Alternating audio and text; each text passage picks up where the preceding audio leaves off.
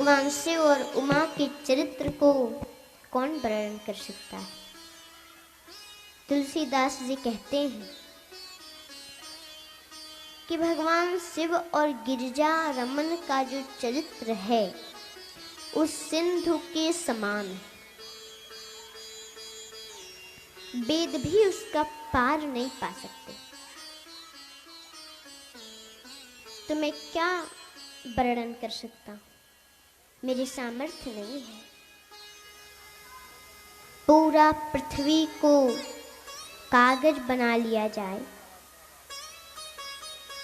और सब बन के वृक्षों का कलम बना लिया जाए और सातों समुद्र को स्याही बनाकर लिखना चाहें तो भी हरि के गुण लिखने में कम पड़ जाएंगे।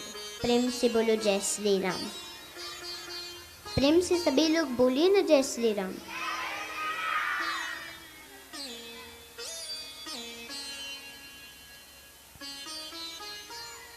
नहीं लिख सकते।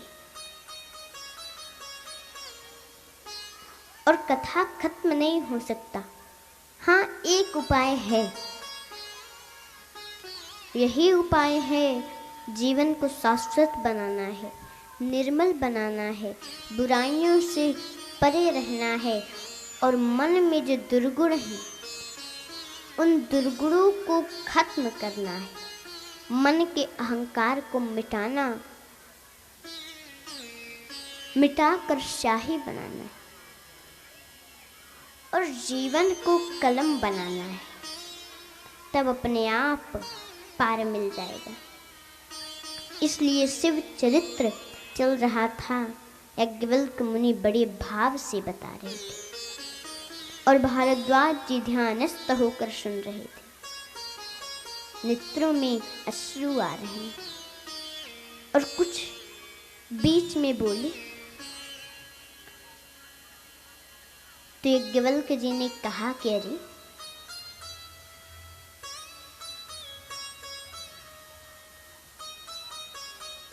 ये शिव चरित्र सुनते सुनते रो रहे हैं। इसलिए याज्ञवल्क्य जी हंसकर बोले, भारद्वाज जी कहाँ चले गए? बोले कि मैं तो आनंद सागर में गोता लगा रहा हूं। आपने मुझसे रामचरित्र पूछा था और मैं आपसे शिव चरित्र कह दिया।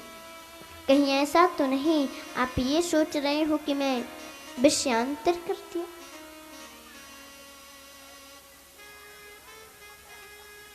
मैंने राम के बारे में पूछा था। राम कवन मैं पूछूं तुम्हें, और मैंने तुम्हें शिव चरित्र सुना दिया। इसका एक कारण है।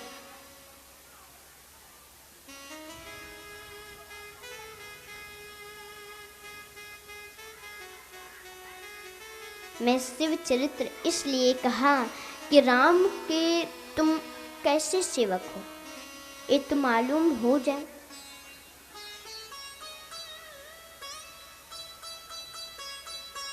विषयांतर नहीं हुआ है और आपके प्रश्न का ही उत्तर मैं दे रहा हूं, क्योंकि रामचरित्र में प्रवेश तभी मिलेगा कि जब शिव द्वार में होकर के जाओगे।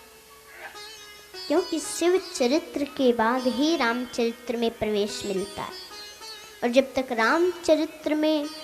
रामचरित्र को आत्मसात नहीं करोगे तब तक योगेश्वर कृष्ण के चरित्र में प्रवेश नहीं मिल सकता।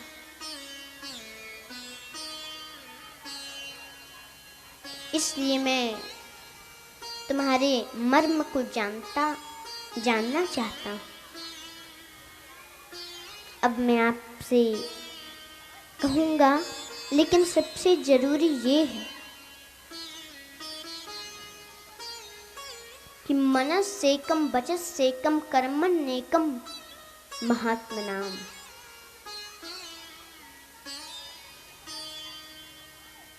मनश्यन्तं वचस्यन्तं कर्मण्यन्तं दुरात्मनाम।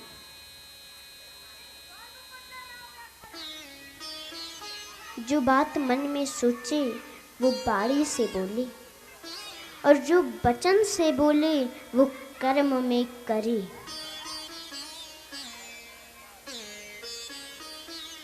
इस संत के लक्षण हैं, महात्मा के लक्षण हैं। और मन में कुछ और सोचते हैं, बाणी से कुछ और बोलते हैं और कर्म में कुछ और करते हैं। ये तो दुरात्मा का लक्षण है। भगवान शिव का आदर्श सत्य गृहस्थ जीवन है, कौन इसका वर्णन करे। कहते हैं कि जटा मुकुट सुर सरित सिर, लोचन नलिन विशाल,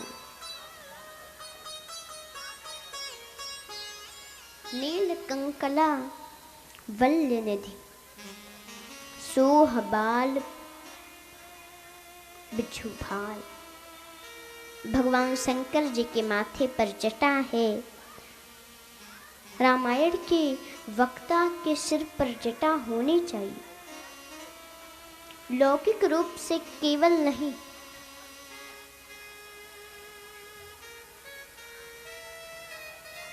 आध्यात्मिक रूप में। क्या तात्पर्य है जटा का? तुलसीदास जी कहते हैं,